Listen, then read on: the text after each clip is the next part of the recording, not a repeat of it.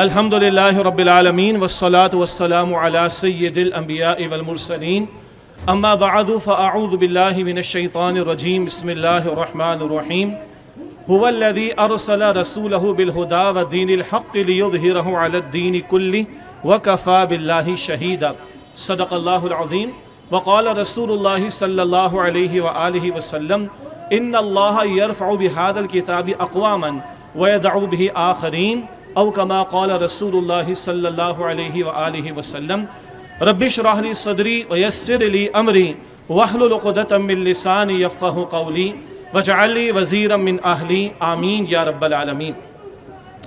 اس وقت Karachi press club پر تنظیم اسلامی کے زیر اہتمام بھی یورپی ممالک میں جو قرآن حکیم کی بے حرمتی کا سلسلہ جاری ہے اس کے حوالے سے احتجاج ریکارڈ کرایا جا رہا ہے۔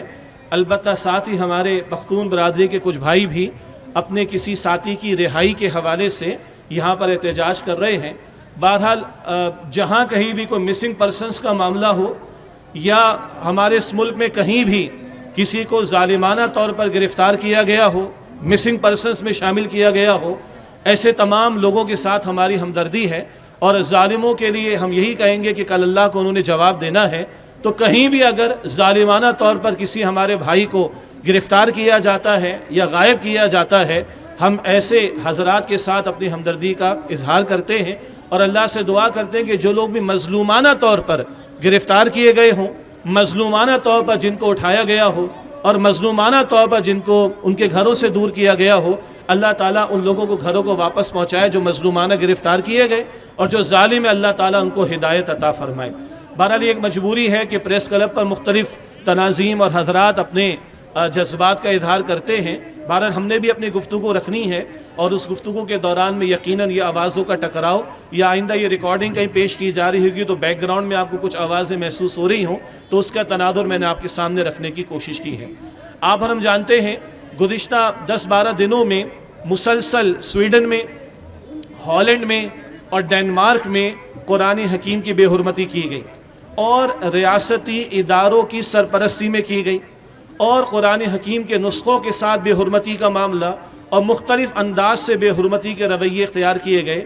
اور یہ کوئی نیا مسئلہ نہیں ہے بلکہ مستقل یہ امریکہ اور یورپ، یہ مغربی دنیا جو بے خدا تہذیب کی دلدادہ ہے، ان کے معاشروں سے مستقل کبھی رسالت مآب صاحب قرآن صلی اللہ علیہ وآلہ وسلم کی شان اقدس میں گستاخی کا معاملہ، اور کبھی اللہ سبحانہ وتعالیٰ کے آخری کلام قرآن حکیم کی بے حرمتی کا معاملہ کیا جاتا ہے۔ یہ مختلف پیرایوں میں ان باتوں کو دیکھنے کی ضرورت ہے۔ ایک تو یہ پہلو کہ مغرب کا ایک مکروہ چہرہ ہے، ان حضرات کا ایک مکروہ چہرہ ہے، ایک منافقانہ چہرہ ہے جو کھل کر بار بار ہمارے سامنے آتا ہے۔ یہی مغرب کے معاشروں کے افراد اور ان کی حکومتیں اور ان کی پارلیمنٹس جو دنیا میں کہیں فریڈم آف اسپیچ کی بات کرتے ہیں، آزادی کی بات کرتے ہیں، ساتھ ساتھ ٹالرنس کی بات کرتے ہیں، پیشنس کی بات کرتے ہیں، احترام کی بات کرتے ہیں، رسپیکٹ کی بات کرتے ہیں اور دوسروں کے ساتھ اچھے انداز سے گفتگو کرنے کی بات کرتے ہیں، مگر 2 ارب مسلمانوں کے جذبات سے کھیلنا اور صاحب قرآن محمد مصطفیٰ صلی اللہ علیہ وسلم اور قرآن حکیم کے ساتھ بے حرمتی کا مسلسل رویہ اختیار کرنا اور ریاستی اداروں کی سرپرستی میں اور ریاستوں کے چلانے والے، چاہے وہ ماضی میں فرانس کا صدر، اس نے معاذ اللہ گستاخی کی رسول اللہ صلی اللہ علیہ وسلم کی شان میں اور ریاستی اور حکومتی سطح پر کی، یا یہ گزشتہ دنوں میں سویڈن میں، ہالینڈ میں، ڈنمارک میں جو مستقل سلسلہ کیا گیا، یہ ریاستی اداروں کی سرپرستی میں کیا گیا۔ مغرب کے وہ معاشرے جہاں ہولوکاسٹ پر جو ایک میسیکر کیا تھا ہٹلر نے یہود کا، اور لاکھوں کی تعداد میں یہودی اس نے مارے تھے، اس تاریخ کو ہولوکاسٹ کہا جاتا ہے۔ اس ہولوکاسٹ کے بارے میں بات کرنا جرم ہے۔ ہائیڈ پارک میں جا کر جو لندن میں ہے، معاذ اللہ پیغمبروں کی شان میں گستاخی کرنے کی اجازت ہے، لیکن ماضی میں ملکہ کے خلاف یا کسی بادشاہ کے خلاف اور اب بھی بات کرنے کی اجازت نہیں۔ اسی طرح ہولوکاسٹ پر بات کرنے کی اجازت نہیں۔ یہ ان کا دوہرا معیار، یہ ان کی دوغلی پالیسی، یہ ان کا ڈبل اسٹینڈرڈ اور یہ ان کی منافقانہ روش ہے جو کھل کر ہمارے سامنے آ رہی ہے۔ دوسری طرف یہ مغرب ہم کو ٹالرنس کی تعلیم دیتا ہے اور ہم سے کہتے ہیں کہ جذبات کو سنبھال کر رکھنا چاہیے، مگر مسلمانوں کے جذبات سے کھیلا جائے مسلمانوں کی مقدس کتاب کی بے حرمتی، رحمت للعالمین صلی اللہ علیہ وسلم کی شان اقدس میں گستاخیاں کرے، اور اس کے بعد مسلمان کو رد عمل اگر دینا چاہیں تو اس کے اوپر دہشت گردی کا لیبل لگایا جاتا ہے۔ اصل میں اسلامو فوبیا کے مرض میں مبتلا یہ مغرب کے افراد ہیں جو اسلامو فوبک دہشت گردی کا شکار ہیں۔ یہ مسلمانوں کے جذبات سے کھیلنے کی بات ہے، اور پے در پہ واقعات بڑھتے چلے جا رہے ہیں۔ ایک اور اعتبار سے دیکھیں، مغرب کے سارے افراد نہیں، البتہ ان کے معاشروں کو چلانے والے، ان کی حکومتوں کو چلانے والے، ان کے سرمایہ دار جن کے مفادات ظالمانہ نظام کے ساتھ وابستہ ہیں، ان کو اگر خطرہ ہے تو اسلام کے عادلانہ نظام سے، ان کو اگر خطرہ ہے تو اسلام کی عادلانہ تعلیمات سے، کہ جو اسلام سود کو حرام قرار دیتا ہے، جوئے کو منع کرتا ہے، عورت کو عفت اور پاکیزگی عطا کرتا ہے، مگر ان دنیا کے بدماشوں اور دہشت گردوں کو اگر خطرہ ہے تو اسلام کے نظام سے، کہ اسلام اگر قائم ہوگا تو سود کے دھندے ختم ہو جائیں گے، ان کی ظالمانہ انداز سے بھری جانے والی تجوریاں بھر نہیں سکیں گی۔ اگر اسلامی تعلیمات پر عمل ہو اور عورت کو عفت اور پاکیزگی کے ساتھ پردے میں رکھا جائے تو ان کی بلینز آف ڈالر کی انڈسٹری کے اوپر لات پڑتی ہے، ان کے مفادات پر ضرب پڑتی ہے۔ اس لیے یہ اسلام کے عادلانہ نظام سے خوفزدہ ہیں، چنانچہ کوئی موقع ہاتھ سے جانا نہیں دیتے کہ جہاں اسلامی تعلیمات پر، اسلام کے مقدسات پر، صاحب قرآن صلی اللہ علیہ وسلم پر، قرآن حکیم پر رقیق حملے نہ کیے جائیں اور دنیا کو اسلام سے دور کرنے کی کوشش نہ کی جائے۔ لیکن بہرحال جیسے آیت کریمہ تلاوت کی گئی، سورہ صف کی آیت نمبر 8 ہے، یریدون لیطفئوا نور اللہ بافواہہم واللہ متم نورہ ولو کرہ الکافرون۔ یہ اپنے منہ کی پھونکوں سے اللہ کے نور کو بجھانا اور مٹانا چاہتے ہیں، اور اللہ سبحانہ و تعالیٰ اپنے نور کا اتمام فرما کر رہے گا، اپنے دین کو مکمل فرما کر رہے گا، اس کو غالب فرما کر رہے گا، چاہے ان کافروں کو کتنے ناگوار گزرے۔ تو اللہ سبحانہ و تعالیٰ تو اپنی کتاب کی بھی حفاظت فرمائے گا قیامت تک۔ ان رقیق حملوں سے اور قرآن کی اس بے حرمتی سے قرآن حکیم کی حفاظت اور اس کی عظمت میں کوئی کمی واقع نہیں ہو سکتی۔ قرآن حکیم میں اللہ تعالیٰ کا وعدہ ہے، اِنَّا نَحْنُ نَزَّلْنَا الذِّكْرَ وَإِنَّا لَهُ لَحَافِظُونَ، بے شک ہم نے اس ذکر قرآن کو نازل کیا اور ہم ہی اس کی حفاظت کرنے والے ہیں۔ تو قرآن کی حفاظت آج تک ہوئی، قیامت تک ہوگی۔ قرآن کی عظمت آج بھی ہے، قیامت تک رہے گی۔ ہاں منہ ان لوگوں کا کالا ہو رہا ہے اور ان کا منافقت بھرا چہرہ اور ان کی دوغلی پالیسی کھل کر ہمارے سامنے آ رہی ہے۔ یہ تو ہے ہمارا تبصرہ اس مغربی معاشرے کے اعتبار سے کہ جہاں پے در پہ کبھی صاحب قرآن صلی اللہ علیہ وسلم اور کبھی قرآن حکیم کے حوالے سے بے حرمتی کے رویے اختیار کیے جاتے، یہ ان کا کالا مکروہ منافقانہ طرز عمل والا چہرہ کھل کر ہمارے سامنے آ رہا ہے۔ البتہ ہم جو مسلمان ہیں اور جو قرآن حکیم کے دعوے دار ہیں، ماننے والے ہیں اس کو، اور اس کو مانے بغیر ہمارا ایمان نہیں، اور اس کا ادب بھی کرتے ہیں، احترام بھی کرتے ہیں، اس کو چونتے بھی ہیں، سینے سے بھی لگاتے ہیں۔ ذرا آج ہم اپنی بے بسی پر نگاہ ڈال کر دیکھیں۔ ہم احتجاج کر لیں گے مگر یہ کافی نہیں، ہم پریس ریلیز دے دیں گے کافی نہیں، ہم ایک بیان دے دیں گے کافی نہیں، ہم ایک ریلی کر لیں گے کافی نہیں، اس سے آگے بڑھ کر جواب دینے کی ضرورت ہے۔ مگر آج ہماری بے بسی کا عالم کیا ہے؟ ہمیں اپنے حکمرانوں کو کہنا پڑ رہا ہے کہ خدا کے واسطے سٹینڈ لو۔ ہمیں مسلم امہ کے حکمرانوں کو ریکویسٹ کرنا پڑ رہی ہے کہ غیرت ایمانی کا ثبوت پیش کرو، حمیت دینی کا ثبوت پیش کرو۔ آج تو ہمیں اپنوں سے شکوہ ہو رہا ہے اور ان کی طرف سے الا ماشاءاللہ آواز وہ بلند نہیں ہو رہی۔ OIC organisation of Islamic countries, ہمارے استاد ڈاکٹر اسرار صاحب رحمۃ اللہ علیہ فرماتے تھے یہ OH کے ساتھ ہے، OIC۔ اچھا اب یہ ہو گیا، اب وہ ہو گیا، اب کشمیر میں یہ ہو گیا، فلسطین میں وہ ہو گیا، برما میں یہ ہو گیا، پھر بے حرمتی قرآن کی، پھر گستاخی رسول اللہ علیہ السلام کی شان اقدس میں بس ایک کوئی میٹنگ ہو جاتی، کوئی بیان دے دیا جاتا، اس سے آگے بڑھ کر کوئی رویے اختیار نہیں کیے جاتے۔ ہاں ماضی قریب میں جب ڈینمارک میں کیریکیچرز بنائے گئے اور خاکے بنائے گئے رسول اللہ علیہ السلام کی شان میں گستاخی کرتے ہوئے، تو ہاں اس وقت سعودی عرب نے ان کی جتنی پولٹری وغیرہ کی پروڈکٹس آتی تھی سعودی عرب میں، ان کو بین کر دیا، اور ڈنمارک کے وزیر کو آ کر معذرت کرنا پڑی سعودی عرب میں۔ تو کرنے کا ایک کام فوری نوعیت کا یقیناً ہے کہ مسلم امہ کی طرف ایک آواز بلند ہو اور ان کا تجارتی اعتبار سے بائیکاٹ کیا جائے، سفارتی اعتبار سے بائیکاٹ کیا جائے، ان کے سفیروں کو اپنے ملک سے نکالا جائے، اس سے کہ مغرب جو یہ ساری حرکتیں کر رہا ہے اسلام دشمنی میں، اس کو اپنے معاشی مفادات عزیز ہیں اور وہ دنیا پرست ہیں۔ تو جب ان کے معاشی مفادات پر ضرب لگے گی تو یقیناً ان کو دن میں تارے نظر آئیں گے، مگر یہ تب ہوگا جب مسلم امہ ایک آواز بلند کر کے ان کو جواب دے سکے۔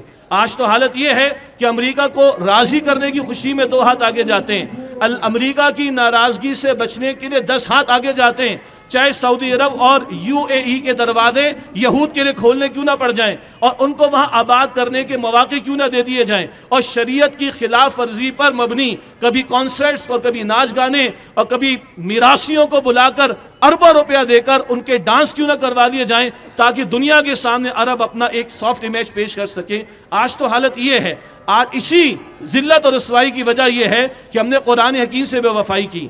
اللہ کے رسول صلی اللہ علیہ وسلم کی حدیث ہے، مسلم شریف میں آپ نے فرمایا ان اللہ یرفع بہذا الکتاب اقواما ویدع بہ آخرین، بے شک اللہ سبحانہ وتعالی اس قرآن کریم کی بدولت قوموں کو عروج عطا فرمائے گا اور اس کو ترک کر دینے کی وجہ سے قوموں کو ذلت اور رسوائی میں مبتلا کرے گا۔ اقبال نے کہا تھا وہ زمانے میں معزز سے مسلمان ہو کر اور تم خوار ہوئے تارک قرآن ہو کر۔ آج امت کی ذلت اور رسوائی، 2 ارب مسلمان ہیں، 57 ممالک ہمارے پاس ہیں، تیل کی دولت ہمارے پاس ہے، اربوں کی تجوریاں بھری ہوئی، وہ تجوریاں کبھی فٹ بالر کے لیے کھل جاتی ہیں سعودی عرب کے اندر، ایک مشہور فٹ بالر کو بلا کر جتنا کچھ اس کو دیا گیا اللہ کی پناہ، ان کی تجوریاں کھل جاتی ہیں وہاں کے لیے۔ لیکن آج جو ہے وہ ذلت کیا ہے کہ آج 57 ممالک ہیں، آج ہماری 2 ارب کی تعداد ہے، تیل کا سونا ہمارے پاس، کالا سونا جسے کہا جاتا ہے وہ ہمارے پاس موجود ہے، یہ مملکت خدا داد ایٹامک پاور بھی ہے، مگر آج ہم احتجاج سے آگے شاید کچھ کرنے کی پوزیشن میں نہیں۔ یہ ذلت بھی کیوں ہے، یہ رسوائی بھی کیوں ہے؟ قرآن کو ہم نے پس سے پوچھ ڈالا۔ وہ قرآن جو زندگی کا لائعمل عطا کرتا ہے، وہ قرآن حکیم جو زندگی کے تمام امور کے لیے رہنمائی دیتا ہے، وہ قرآن جس کے لیے مملکت خدا داد کو ہم نے لیا۔ جب قائد اعظم سے پوچھا گیا کہ آپ کا آئین، آپ کا کانسٹیٹیوشن کیا ہوگا، تو قائد اعظم علیہ الرحمہ نے بھی کہا کہ ہمارا آئین جو ہے وہ قرآن حکیم ہوگا۔ ہم نے طے کیا قرارداد مقاصد میں کہ کتاب و سنت کی بالادستی ہوگی، اس مملکت خدا داد میں قرآن و سنت کے خلاف کوئی قانون نہیں بنے گا۔ مگر کہاں ہے آج اللہ کا وہ قانون؟ اے خاصائے خاصان رسول، وقت دعا ہے، امت پہ تیری آ کے عجب وقت پڑا ہے، وہ دین جو بڑی شان سے نکلا تھا وطن سے، پردیس میں آج غریب الغربا ہے۔ حل کیا ہے اس کا؟ 1924 میں رہی صحیح خلافت عثمانیہ ختم ہوئی، رہی صحیح، وہ آئیڈیل نہیں تھی، مگر مسلمانوں کی ایک مرکزیت ایک درجے میں تھی، وقت خلیفہ موجود تھا، اور 1924 میں رہی صحیح خلافت جو ختم ہوئی، اس کے خاتمے سے کچھ عرصے پہلے برطانیہ میں کچھ اسٹیج شوز کا انعقاد ہونا چلا تھا، اور ان اسٹیج شوز میں رسالت مآب صلی اللہ علیہ وسلم اور ازواج مطہرات رضی اللہ تعالی عنہن اجمعین کی شان اقدس میں گستاخیاں کرنے کا پلان تھا۔ اسٹیج شوز سیٹ ہو گئے تھے، تاریخیں اناؤنس ہو چکی تھی، ٹکٹس بک چکے تھے۔ وقت کے خلیفہ کو، جس کی رئیس خلافت باقی تھی، اس کو معلوم ہوا تو اس نے برطانیہ کے سفیر کو بلایا ہے اور اس نے کہا کہ اسٹیج شوز روکے جائیں، اگر یہ نہیں روکے جائیں گے تو پھر تلوار نکال کر دکھائے کہ تلوار فیصلہ کرے گی۔ اس نے کہا سفیر نے سر ٹکٹ فروخت ہو چکے ہیں، تو خلیفہ نے تلوار نکال کر سامنے رکھ دی، پھر تلوار فیصلہ کرے گی۔ ایک فتویٰ ہوتا ہے جو دارالافتاء سے جاری ہوتا ہے، وہ جاری ہوتا ہے، پبلش ہوتا ہے، اور ایک فتویٰ ہوتا ہے جو خلافت کے ذریعے جاری ہوتا ہے، جو صرف جاری نہیں ہوتا، وہ نافذ کیا جاتا ہے۔ جب تلوار وقت کے خلیفہ نے دکھائی ہے برطانیہ کے سفیر کو، تو اس نے فوراً برطانیہ میسج بھیجا کہ اگر یہاں سے فتویٰ جاری ہو گیا تو پھر ہماری خیر نہیں ہے۔ حالانکہ وہ رہی صحیح خلافت تھی جو ختم ہو گئی بعد میں، مگر وہ اسٹیج شوز رک گئے۔ آج ہم بات کر سکتے ہیں، وہ کرنی چاہیے، آج ہم احتجاج کر سکتے ہیں، وہ ہمیں کرنا چاہیے۔ بدی کو ہاتھ سے بدلنے کا حکم ہے، اگر ہاتھ سے بدلنے کی طاقت نہ ہو تو زبان سے بدلنے کا حکم ہے، یہ فرض ہمیں ادا کرنا ہوگا۔ تو بیان بھی ہونا چاہیے، اور پریس کانفرنس بھی ہو جانی چاہیے، اور مظاہرے بھی ہونے چاہیے، میڈیا پر بھی آنا چاہیے۔ ہمارے صحافی بھائی ہوں، وہ ان کے پاس قلم ہے، میڈیا ہے، وہ بھی اس فریضے میں اپنا حصہ ڈال رہے ہیں ماشاءاللہ، وہ بھی دنیا بھر میں اس بات کو پہنچائیں۔ لیکن میرے بھائیوں بزرگوں، صرف جلسہ، جلوس اور پریس کلب پر آنا، یہ پریس ریلیز جاری کر دینا، یہ بیانات دے دینا، ریلی نکالنا، یہ ضروری تو ہے، یہ کافی نہیں۔ جواب وہی نظام خلافت ہے۔ وہ نظام خلافت جب قائم ہوتا ہے تو پھر فتویٰ جاری ہوتا ہے، فتویٰ جاری ہونے کے بعد نافذ کیا جاتا ہے، پھر تلوار فیصلہ کرتی ہے۔ لیکن آج کیا کہیں، آج اپنوں سے ہمیں شکوہ ہے، 75 برس سے جس ملک کو حاصل کیا، قرآن کے نام پر حاصل کیا، آج قرآن یہاں پر قائم نہیں، یہاں پر نافذ نہیں، اس کے احکامات نافذ نہیں۔ اللہ رسول علیہ السلام کے ساتھ جنگ کی حالت میں ہم ہیں، سود کا خاتمہ تر کرنے کو تیار نہیں۔ تو کہاں سے اللہ کی مدد آئے گی؟ اب ذرا کڑوی بات ہے، کہاں سے اللہ کی مدد آئے گی؟ بیان دے کر چلے جانا کافی تو نہیں، اللہ ہمیں توفیق دے کہ ہمارا قرآن کے ساتھ تعلق مضبوط ہو۔ آپ اور میں جائزہ لیں، آپ کے میرے گھر میں قرآن کھلتا ہے؟ آپ کے میرے شب و روز کے معمولات میں قرآن کی تلاوت شامل ہے؟ آپ کے میرے شب و روز کے معمولات میں قرآن کو سمجھنے کی کوشش شامل ہے؟ کیا ہمیں معلوم ہے کہ اللہ تعالیٰ کن باتوں کا حکم دیتا ہے، کن باتوں سے منع فرماتا ہے؟ کیا اللہ کی زمین پر ہم نے وعدے نہیں کیے تھے اللہ تیری کتاب تیرے نبی کی سنت کی تعلیم کے مطابق نظام کو قائم کریں گے؟ شرم سے ڈوب مرنے کا مقام ہے ہمارے لیے۔ وہ تو غیر ہیں، کافر ہیں، نمٹ لیں گے جب ہمارے ہاتھ میں وہ لوگ آئیں گے، مگر ہم اللہ کو کیا جواب دیں گے؟ جو قرآن کو ماننے کے دعوے دار، وہ قرآن ان کے سینوں میں تو ہے مگر ان کے عمل میں نظر آتا ہے کہ نہیں؟ ان کی زبانوں پر تو ہے، ان کے عمل میں نظر آتا ہے؟ ان کے گھروں میں نظر آتا ہے؟ ان کے معاشروں میں نظر آتا ہے؟ ان کے نظام میں نظر آتا ہے؟ ان کی عدالت میں نظر آتا ہے؟ ان کی پارلیمنٹ میں نظر آتا ہے؟ نہیں نظر آ رہا، نہیں نظر آ رہا۔ اس لیے آج ہم ذلیل دنیا میں، اس لیے آج ہم رسوا ہیں، اس لیے آج اللہ کی مدد ہمارے شامل حال نہیں۔ اللہ فرماتا ہے سورہ محمد صلی اللہ علیہ وسلم آیت نمبر 7 میں، یا ایھا الذین آمنوا ان تنصروا اللہ ینصرکم ویثبت اقدامکم، اے ایمان والو کہ تم اللہ کی مدد کرو گے، اللہ کی دین کی نصرت کرو گے، اس کے دین کے نفاذ کی طرف آؤ گے، ینصرکم اللہ تمہاری مدد فرمائے گا، ویثبت اقدامکم اللہ تمہارے قدموں کو مضبوطی عطا فرما دے گا۔ آج حال یہ ہے، وہ قرآن جو ایمان کو بڑھاتا ہے اس قرآن سے دوری ہے تو دنیا میں مغلوب ہے۔ قرآن کہتا ہے سورہ آل عمران میں آیت نمبر 139 میں، وَأَنْتُمُ الْأَعْلَوْنَ إِن كُنتُم مُؤْمِنِينَ، تم غالب رہو گے اگر تم واقعتاً ایمان والے ہو۔ آج کیسا ہمارا ایمان ہے؟ ہم جنت پہ جانا چاہتے ہیں، جو ایمان ہمیں مصلی پہ لا کے کھڑا نہیں کر رہا وہ جنت کیسے لے کے جائے گا؟ غور کرنے کی ضرورت ہے۔ وہ ایمان جو ہمیں حرام سے نہیں روک رہا وہ جنت کیسے لے جائے؟ وہ ایمان جو شریعت کی تعلیم کی طرف لے کر نہیں آ رہا، مطلب یہ کڑوی باتیں ہیں، وہ جنت لے جائے گا ہمیں؟ آج کیوں مغلوب ہے؟ وہ حقیقی ایمان دلوں میں نہیں، وہ ایمان جو ایمان والوں کو کھڑا کرتا ہے باطل کے مقابلے میں، چاہے وہ کبھی 313 ہوتے ہیں، 1000 پر اللہ غالب کرتا ہے ان کو، چاہے وہ تھوڑے ہوتے ہیں، کم من فیۃ قلیلۃ غلبت فیۃ کثیرۃ باذن اللہ، 12 ایسا ہوتا ہے کہ ایک چھوٹی جماعت اللہ کے حکم سے بڑی جماعت پر غالب آ جاتی ہے۔ آج اس ساری مظلومیت، یہ مظلومیت ہے، ہم پریس کلب سے بس یہ سارا بیان کر کے چلے جائیں گے اور اس کے بعد حالات ریزیوم ہو جائیں گے؟ یہ تو حل نہیں ہے مسئلے کا۔ تو آج میں اور آپ تہیہ کریں میرا قرآن کے ساتھ تعلق مضبوط ہو، میرے گھر میں قرآن کھولا جائے، میرے گھر میں قرآن کی تعلیمات کے سیکھنے کا بندوبست ہو، میں اجتماعیت اختیار کر کے قرآن کو سیکھنے کی، سکھانے کی کوشش کروں، میں قرآن کی دعوت کو عام کرنے کی کوشش کروں، اور پھر ایک منظم محنت کر کے، ایک تحریر برپا کر کے، ایک جد و جہد برپا کر کے اللہ کی زمین پر اللہ کی شریعت کو نافذ کرنے کی کوشش کریں۔ یہ اگر ہوگا تو اللہ کی مدد شامل حال ہوگی، اور اللہ کی مدد شامل حال ہو تو کیا سویڈن، کیا ڈنمارک، اور کیا ہالینڈ، اور کیا امریکہ، کیا یورپ، یہ سب مخلوق ہیں۔ ہم تو خالق کو ماننے والے ہیں مگر خالق کی ماننے کو تیار نہیں ہو رہے۔ خالق کو مان کر خالق کی مانیں گے، وہ ہمارے ساتھ ہوگا۔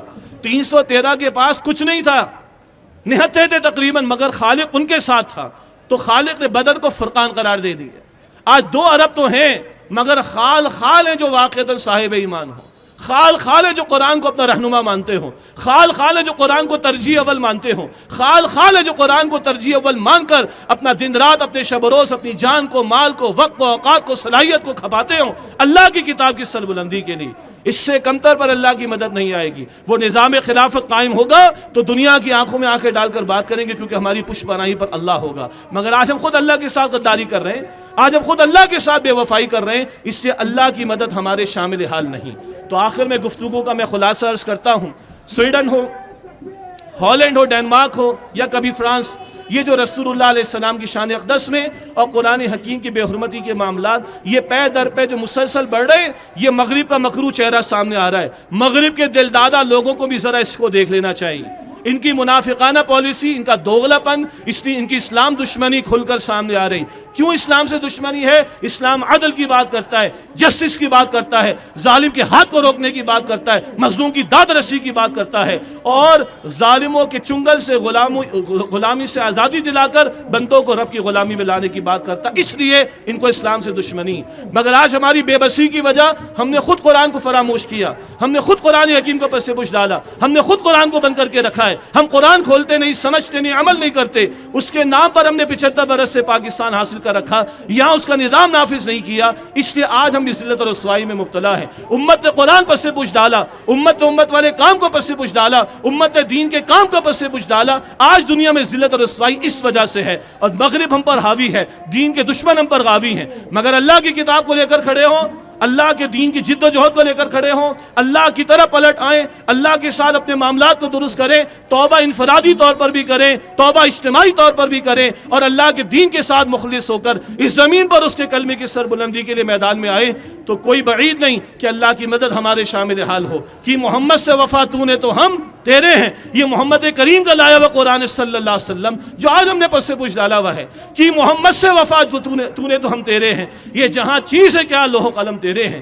اور وہ ایک سجدہ جسے تو گراں سمجھتا ہے 1000 سجدوں سے دیتا ہے آدمی کو نجات۔ یہی اصل ہے اپنے اس وجود پر اللہ کی کتاب اور اس کے نبی کی سنت کو قائم کرنا، اور اس معاشرے میں منظم محنت اور اللہ کے کلمے کی سربلندی کی جد و جہد۔ جب اللہ کا دین غالب ہوگا، نظام خلافت قائم ہوگا، پھر ہم بیان نہیں دیں گے، پھر ہم ان ظالموں کو پکڑ پکڑ کر چن چن کر کیفر کردار تک پہنچائیں گے۔ محمد مصطفیٰ علیہ السلام نے خود اپنی شان اقدس میں گستاخیاں کرنے والوں کو قتل کرنے کا حکم دیا، چاہے وہ فتح مکہ کا دن تھا، چند ایک کے سوا سب کو معاف کیا، مگر چند گستاخوں کے بارے میں فرمایا کعبے کے پردے میں لپٹے ہوئے بھی ملے، ان کی گردن کو اڑا دینا، یہ اللہ کے رسول کا فیصلہ ہے صلی اللہ علیہ وسلم۔ اور جب اتھارٹی مسلمانوں کے پاس ہوگی، اللہ کا دین غالب اور قائم ہوگا، تو فتویٰ لکھا نہیں جائے گا، فتویٰ نافذ کیا جائے گا، اس کے سوا کوئی حل نہیں ہے۔ اللہ مجھے اور آپ کو ہم سب کو سچی پکی توبہ کی توفیق دے، قرآن حکیم سے تعلق کی مضبوطی عطا فرمائے، قرآن حکیم کی تلاوت، اس کو سمجھنے،